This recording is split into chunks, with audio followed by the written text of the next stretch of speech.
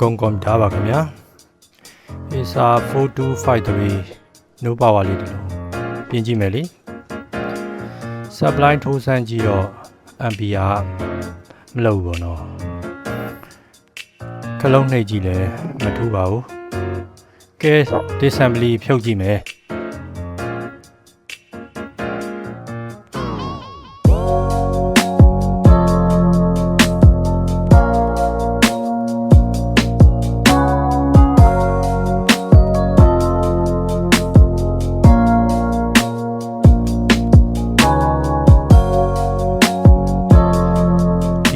session ကို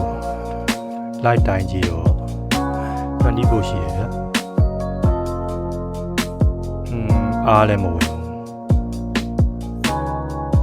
ဘာဖြစ်နေလဲဆိုတော့ V plus မရှိဘူးဆိုတဲ့ပြဿနာဖြစ်နေတယ်ပေါ့အဲ့နဲ့ပဲ live ကြည့်လိုက်တော့ပြတ်နေတာလေးတွေ့တယ်ပေါ့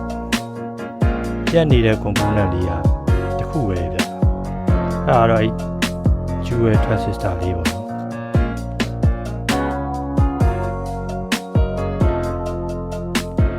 အဲ Dual transistor လေးလဲပြီးရင်ပြန်ဆန်းကြည့်အောင်မယ်လေ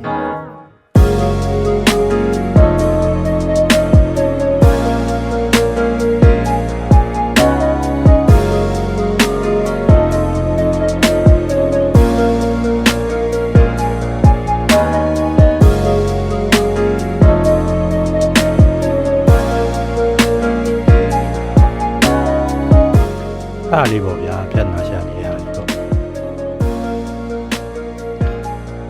ကဲ supply ထိုးစမ်းကြည့်မယ်ဒီတစ်ခါတော့ထိုးချင်းမှာပဲ15 mA ရှိနေတယ်ဒါကပုံမှန်ပဲဗျခလုံးနှိပ်စမ်းကြည့်တော့နိုးသွားပြီပေါ့ဗျာ